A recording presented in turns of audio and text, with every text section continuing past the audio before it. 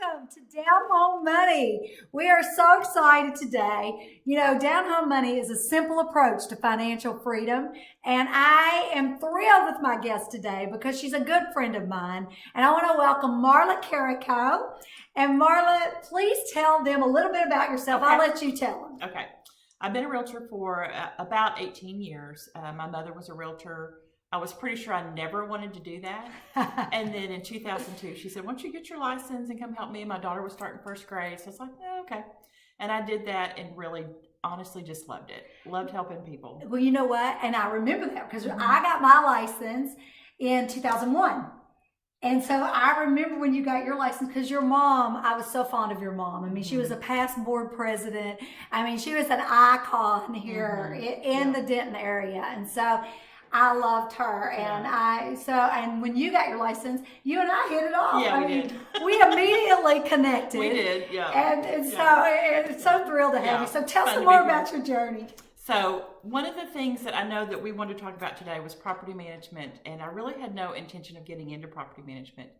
But when the recession hit, I had some very sweet clients say, I need to sell my house. Yeah. Well, they couldn't without bringing their checkbook to pay money to get out of their house. So I said, let me lease it for you. You move on, and then, you know, once the market recovers, God willing it recovers, then we can sell it then. That's what we did. And it worked great. So, and was that in the early years? Was that in the 2000, that market right before we hit the good market of 4, 5, 6 or so? Yeah. So it allowed them to move forward. And then I learned quickly, you know, about screening tenants and all those other kind of things that we'll talk about today. But, you know, so I learned how to do all that. So, but you sell a lot of real estate too. Yeah. You're a top producer in real estate. That's my main jam. Yeah. So the way that I like to look at it, and I know you have walked that too, is like real estate is my main thing. But the property management is a great bread and butter business. Yes. So no matter what the ups and downs are of real estate, because we all know the market is crazy. I mean, and I'm waiting. I think we're getting ready to have a shift, Marla. Yeah. What do you think? I'm with you. I'm kind of seeing it. Listings are up. So in case y'all haven't noticed, listings are up to the tune of over 30%. So when listings start going up, you know what that means. Well, market shifting. Well, and I'll check hot sheets, and when you see that there's more price reductions than there are new listings. Yeah, I haven't even looked at that. Then you know it's tipping more towards the buyer's market. So we're letting you know now. Yeah. You heard it here first. You have a tip. Yeah. All right. So with that, so you started selling real estate, and then you started working towards a property management. Yeah. But you've also, I mean, you got to watch your mom for years do property management. So you've seen the market in lots of different shifts and great markets. I mean, you've seen it. So share a little bit about the market and what you've seen and how you see the trajectory, you know, as far as when, you know, like you said, like if the bread and butter kind of is the management property. Because it's managing properties. Well, and it's consistent. People always need a place to live.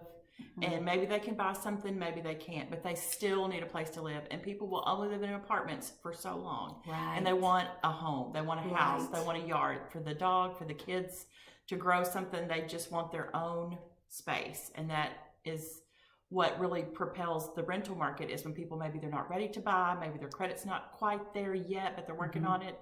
Or maybe they just don't want to be responsible for repairs. They are going to want to rent something. Yeah. And so what do you find, like, especially for you, when somebody comes to you, and because I get this all the time, and there's going to be a lot of people listening to this, and they come to you and they say, I want to buy my first rental property. I love that conversation. Okay, good. I love it. Lead them through it. Okay. So the first thing we do is talk about, you make your money on this investment when you buy it. Right. That's when you make your money. If you buy it too high, your payment is too high, your rent rate is too low, you're eking out just this tiny little cash flow, that's not really going to do what you think it's going to do. So you really want to see a reasonable spread between what your payment is on the mortgage and what your rent is. Yes. If you can get some spread between that, you have to decide for yourself what's acceptable. I'll give you a rule, but you have to promise you won't stick to it because you'll hurt yourself trying to stick to it. It's hard to have. Yeah, I totally agree. But this is their first one. Yeah. And so give them some good rules. So ballpark about 1%. So if the house is a $100,000 home, you should be able to rent it for about 1% of that. Okay. But don't hold yourself to that. Be inflexible because you have to have some flexibility depending on what the market's doing. But that's just kind of a ballpark. There should be some spread. And then you need to look for an area where you can see that the rent rates are strong. Mm-hmm. So maybe you found this great house and, I can make so much money on it, but everything around it is leasing for a couple of $100 less. Mm-hmm. You're not going to have the growth trajectory. Right. And that was one of the things that we were talking about. Like you're not going to see that increase. Right. So I found the property. Yeah. You helped me buy the property. Yeah. So now, like, when you look at like all the properties you manage, and she has a big portfolio. Mm-hmm. So when you look at that, your best investors, what kind of profitability are they making by the time they pay all their expenses? Taxes, insurance, mortgage payment, and property management. Because a lot of people, you need property management. So let me just say this. Until you have done this and become really great at it and learn by failing forward, and I'm the queen of that, we all know that. Until that happens, it is so much easier to put it in a professional's hands because of how that all works. So I just want to share that with you because I'm trying to figure out, what do you think's good? I mean, if it was me, I'd want to at least make $200 a month. For my effort, at least. And that, I'm so glad you said that because really you have to decide what is my minimum threshold of acceptability. Mm-hmm. There's not a perfect answer. There's not like, if it's not X number of dollars, it's not that. I agree. But you also have to realize you're going to have to look at buying rental property a little differently. Like you don't buy the house you're going to buy to live in the same way you buy rental property. Oh, that's a great tip. Yeah. I hope y'all heard that because that is a wonderful tip because a lot of times we are doing that. We're comparing when we walk in the rental like as if we're buying it and moving in, and you're so right. Well, and too, like when you work with someone buying commercial, they don't care about the property at all. They want to know how much in, how much out. What's the cap rate? Yeah, it's a vehicle that produces financial numbers, and it's just the in-out box. That's all that building is. That's a great way to look at that, the in and out. How much is coming in, what's going out, and what's my bottom dollar? Yeah. What's my net? Yeah, that's it. So a rental property, you have to kind of put that investor hat on and think about each house that you buy is a little bit like a broke teenager when you get it. They always need money. They need money. They want money. And you're just trying to figure all that out. And so you have to be a good parent and teach that broke teenager to live on his own money. I love that. So the house generates income. If you can, put that back and hold it until the house can afford its own fix-ups. So that house needs another great tip. Yes. They really need to build the reserves, and the house really needs to be as far as you can make it self-sustaining. Okay. So if it needs fresh paint, then you need to save up. If it needs new floors, save up within that house. Yes. Because you don't want this house that you bought, you don't need to be feeding it out of your savings. You're right. The house needs to be self-sufficient. Love that. Yeah. And and a lot of times people don't really look at depreciation. Yes. Because it's not. It's not tangible, I guess. We think we have to touch everything and see everything. Yes. But depreciation is where I make my money.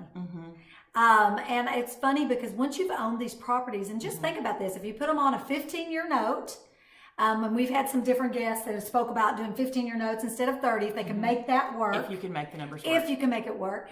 And in 15 years, somebody else bought you a property. Yes. And I'm looking at some of my properties now because I'm evaluating which ones I want to sell because I can't depreciate anymore. Because remember, I've been doing this for 30 years. And so the depreciation's out. So, and my accountant set me down and showed me that, okay, look, maybe it's time to sell. When you can 5 times your money, it's probably time to sell. Yeah.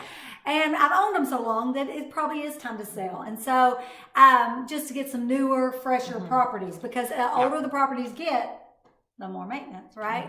And we know that because we're in an area with a lot of older homes, right? Yes. That are in property management.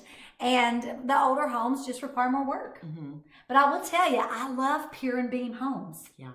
Aren't they great? Well, you can get underneath it and fix anything you need to fix. Right. Foundation, plumbing, electrical. That's what pier and beam is. Yeah. Because I know, and my mom laughs at me because she sold real estate in Kentucky. Yeah. And she said, we don't call it pier and beam, Myra. What do they call it? I go, what do you call it? She goes, it's a crawl space. So I guess well, everybody's different. Space is under your pier and beam foundation. So see? Sorry, Mama. Sorry.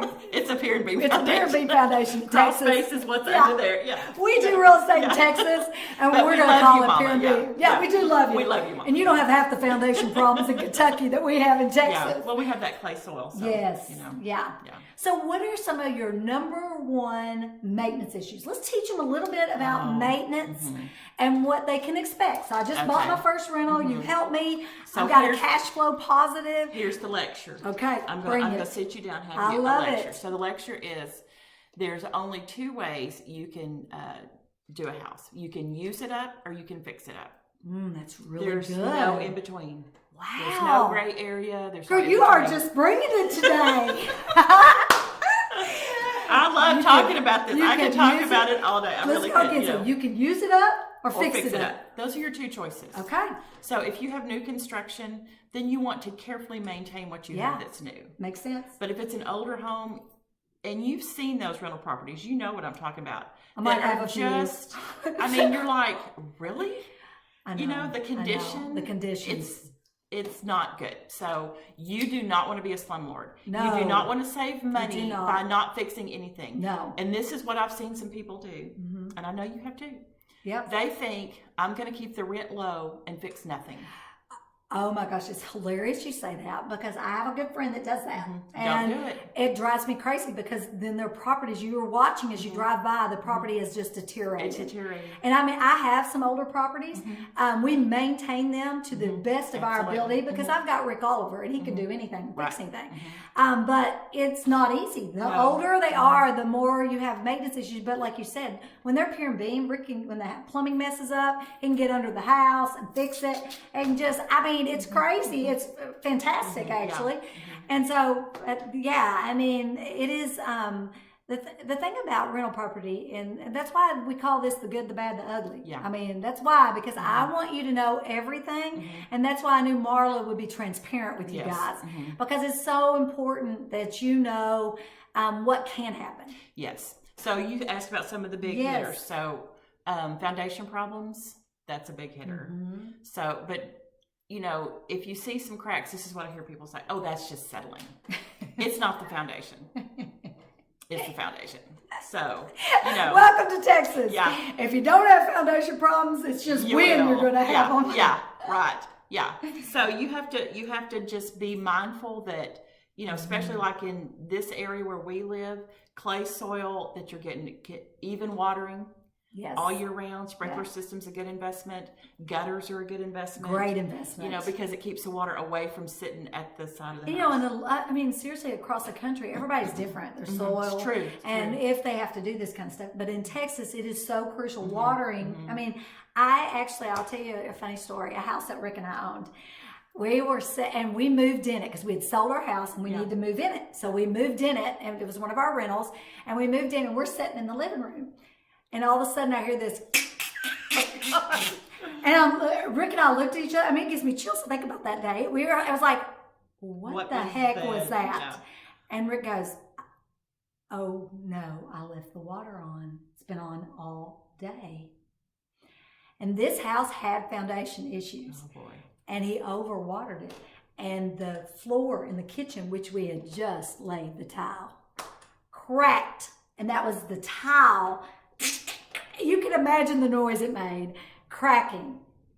Now, if I was new, that was one of our first properties, thank goodness I was about 20 years in, I would have been freaking out. But I realized, okay, so we had to take up those tiles and put some new tiles, and I mean, because it went back down. The cracks were apart, and after it dried out, it went back down. And then we were overwatering, and we had to go back, and you know, we changed out the tiles for that crack. But you just realize there wasn't really a big crack in the concrete. It was more, It was weird. But anyway, I mean, these are just some part of it. I mean, I also pulled up at a house that I bought, and it looked like Niagara Falls out front, where the water sprinkler had busted. Yes. I mean, the ink wasn't even dry on that paper. I had just closed on that house. And Rick said, now see, this stuff happens to you all the time when you sell real estate. Well, if you do enough, you know, I mean, you're going to run into stuff. You're going to run into it. You can't be avoided. Yeah. You can't. And it doesn't mean that it's a bad house or that you've chosen badly. And it's all fixable. But that's where, like, a property manager... She would take care of that. She would. I mean, the wonderful thing about having a property manager is that you don't have to deal with that. Right. And especially when you work a full-time job, yes, and you're trying to build your passive income, you know, slowly you're buying these rental properties, and you need somebody to take care of them so that you can work your full-time job, which is supporting this, right? Because when you first start, you're building a portfolio, so it takes time to build to be making money. And so, well, and you know, because you do this too, you get people. Like, I have people that will give me a good price on the repairs because I send them a ton of work. Right. And once you build that, I mean, when you build your people that are going to fix and do things for you, I mean, it's... Give you a good price, be honest, tell you what's wrong, not try to upsell for something. Yeah. You know. So what are some of the tips and strategies you would give people on owning rental property? Like, just give me your spiel, like when somebody, if I'm going to come put my property in your property management. So one of the things we talk about is, we'll talk about condition. How's the AC doing? Because that's another big expense. How's the roof? That's another big expense. Age of the appliances. We'll kind of look at all that. And then we might have to talk through, okay, what we might need to do this year is get a home warranty on this place. I think that is a brilliant idea. Every time I buy a house, I get a home warranty for the first year because I never know what's going to go wrong. You don't know what's going to go wrong that first year. And then if you're that'll uncertain, help them with their finances. If a water heater goes out in the first year, or the AC. You're looking at about $500. Yeah. Which hurts at the time. Yes. You don't really want to spend the money. But if your AC goes out, it's not going to cover the whole thing. No. There's exceptions, there's exclusions, Right. there's, well, you got to do this, whatever. But it'll probably cover, half or better. Yeah. And then that makes it from $7,000 to $3,000. Oh, Yeah. well, okay, well, right. I can handle part of that. It makes a big difference. So I'd talk about that. And then we would look at the lease, maybe if you've already got tenants in a lease. Okay. We're going to look at that lease, see what it ends. And then I have all my leases end in June. Tell me about that. That is a fanny whip between May and the end of June. Yeah. Just with all the changeovers. But the prime time to find tenants. That is so true. The prime time you'll get the best tenants, the best applicants. Yeah. Because people want to move. They've said, they move after school gets out. Yeah, honey, let's move this year. Yeah. Okay. School's out. So when you get out of that sweet spot, that honey hole, people aren't moving because they're happy. Right. They got fired. They had a job change. They got a divorce. Their girlfriend kicked them out. They're changing schools. You name it. It's not like, let's move. It's like, I guess we're moving. It's like, I guess we're moving. Or I'm going to go and move out before I tell you. Yeah. So you want to focus on that zone because that's when you're going to get your very best tenants. And that's when we change everybody over. That's a great tip. So sometimes it's hard when someone's been leasing. They're like, well, I want a 1-year lease. I'm like, I understand. But I need this first time to end in June. So no matter what month we rent, that first time, we're going to end it in June. Really? Let me get you in the honey hole cycle. Okay. Because if you have a house that's always up in October, it'll set for 2 or 3 months. And then you're always renting to people who aren't happy that they're moving. Yeah. They're not moving because they wanted to. They didn't plan on that. No, you're exactly right. And then you're sticking this great house in a crappy cycle. That's a great way to do it. See, these are the tips that a property manager can help you with. Yeah. So, evictions. I mean, we got it. Oh, it's good, bad, and ugly. Okay. Yeah. Sorry, we got to talk about it. Yeah. But I want to give you some encouragement. I've been doing this 31 years, and I've had 6. That's really good. Isn't that incredible? Yeah. I've had 6 evictions, good for you. Yeah. and 1 hoarder. Okay. Girl, I need can't to make hear this about, stuff up. I need to hear about that. I haven't heard the I hoarder cannot story. make this stuff up. But I will tell you, Rick would go collect rent, and he's in uniform because it was in a really scary part of Dallas. And he would go in uniform, collect rent, and then the front room looked beautiful, right? And they'd always pay cash. Smart. That's smart. The front room was gorgeous. Yeah. Totally picked up. And Rick would collect rent, and he would always come back and tell me how great these people were. They move out, and the rest of the house was full all the way to the ceiling. They had to break out windows to pull stuff out. I mean, it was the craziest ever. But but honestly, 6 evictions. Really and I think bad. that's really good considering. Yeah. But that is something you might have to deal with. So how long does that take when you have to evict someone? And let me tell you how not to get there.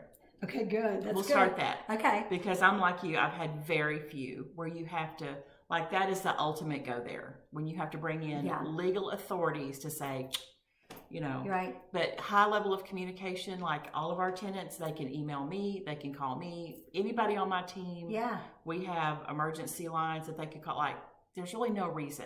So in property management, they do not have the owner's information? No. Mm-mm. Okay, so just know you won't be getting calls at 2 o'clock in the morning. Because why have a manager if they're calling Let her get those calls. Yeah, that's for I me. love that. Yeah, all you need to do is get money in your account. Oh, I love that. And we'll talk about that too. So finish telling me about it. So if there's a high level of communication, then they don't usually get far enough along to need to be evicted. Okay. So I'll give a little bit of leeway on a late payment, but then they get the lecture. Like, we can't do this. The owners need their money. They need to make their house payment. They can't make their house payment if you're not making your rent payment. Right. So we'll give a little bit of leeway. But I talked to an attorney one time, and I'm going to drop a bombshell on you. He said, there are no exceptions. You're only setting a new precedent. So you have to be very careful about who you make exceptions for and who you don't, because that can be discriminatory. Oh, that's good. You're exactly right. Yeah, that is good. Now, I'm not an attorney, and I'm not giving legal advice, but I'm repeating what you told me. So, anyway, I thought that was super helpful. We're brokers, real estate brokers. That's because we're broker than you. Yeah, I love that. Yeah. So on eviction, and not to labor this, but on eviction, you can get them out within 60 days, 30 days? Usually. Okay. So if Have it you goes, ever had anybody longer than that? No, but they can do like a pauper's Yeah. paperwork and kind of push out if they're experienced. I've had somebody do it for 4 months, so I just want you to know. Yeah, so they has can happened push to it me out. that I didn't collect rent for 4 months. But the rest of them were with, usually when they get served, they go on and get out. It's kind of interesting. Instead of sitting there, they'll go on and leave. Well, if you give them notice to move, they'll usually go ahead and move because they know where it's headed and they don't want an eviction. And I'll tell them, you don't want an eviction. Yeah. Like, let's just go ahead and get out. So I signed my agreement with you, and you've got my property, and we're moving on. How do you pay me, and how does that all work? And when will I be expected to be paid? Because they're novice, so let's help them. Yeah, that's good. So I have one more thought on the eviction, and then I'll jump into that. The one more thought is that if you give them a deadline to get out, they'll usually get out, and then you have their security deposit, right? And that kind of helps the owner cover that month. Right. You kind of have to write that into the lease, but it'll help them cover that loss of rent. And then I don't usually let someone get past about 2 weeks behind. Okay. So rent's due on the 1st, and then you give them 3-day grace or 5-day grace? Okay. And then if they've gotten about 2 weeks, they're never going to get caught up.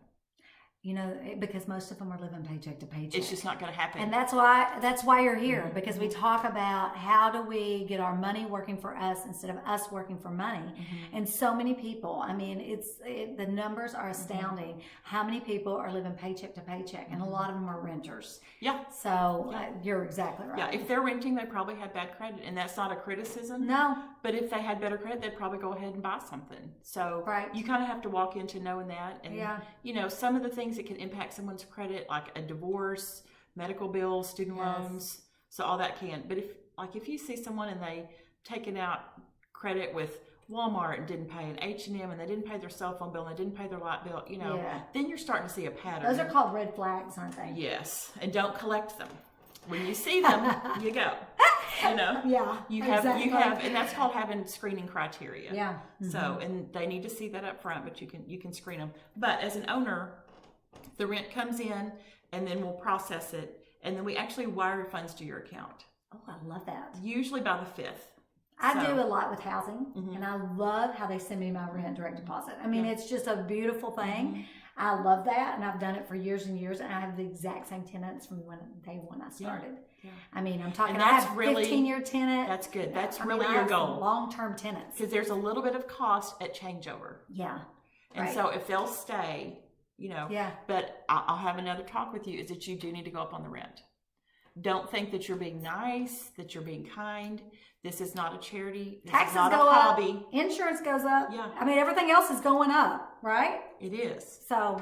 And if that house is trying to be self-sufficient, it needs to generate enough income to take care of itself. Inflation's 4%. Mm-hmm. I mean, seriously, every year, right? I mean, inflation is 4%. So. And the disposal is going to go out. Oh, always. And the water heater's going to go out. Yes. And the HVAC is going to need repair. Yes. A compressor outside. So if you're trying to be nice and keep the rent super low, you now don't have enough money to fix up your house so they can live a little better. Right. Which you didn't get into that for a charity. No. You got into it as a business, and you have to keep your business hat on and run it like a business, and have a realtor run rental comps for you every year, and see, what the trajectory is, so that you can maybe go up a little, go up a lot. Also, and what are look you at seeing? Like, how much do you think? I mean, do you think $25 to $50 is pretty fair? I mean, that's depending not on the rent. If everything's kind of stayed the same, if you're like at $15.50 and all the other comps are at $15, you might just hold for that year. Okay.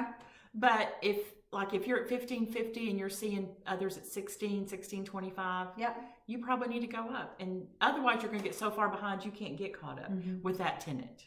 So do you, in your lease, talking about leases, do you put in your lease the last 30 days you're able to show it so you can get the next tenant? Is that a good tip? I actually make it 60 days. I love that. So do you advertise it as a property manager? You put your sign out front in the 60-day mark? Oh, that's good. Because what that does is it gives me 60 days to replace that tenant. So for my owners at move out, there may be 1 week that they miss rent. That gives us a quick minute to get in there, make sure it's clean, make sure the carpets are shampooed, that the tenant's done everything they're supposed to do. If there's anything we need to do on our part, a quick touch up, a quick whatever, we can do that. Make sure How quick is that make ready for y'all? Like, I mean, if I move out, because I know how they love to move out at midnight on the 31st. I mean, seriously. Yeah. It just drives Rick Oliver crazy. He's like, could you have not moved out at 5 o'clock? And then I could have worked the night to have it ready for the 1st so that we don't lose any rent. But so what kind of We give ourselves about a 5-day buffer. Okay. And we have a team of people. We have a make-ready girl. We have, we make sure that the batteries work in the smoke detectors. We make sure all the light bulbs are working, all the little things. We want to turn it over nice to the tenant. Yes. So when they walk in, they feel like we cared about their move-in, and then they will usually return it to us nice. You're right. You're right. When they get it kind of they're mad the whole time. They really are. That is so true. Because they push you wanting to move in. Yes. And you're like, look, I got to get the make-ready done. Yeah. I'm not ready for you to move in. But they're pushing you because they got to be out. Yeah.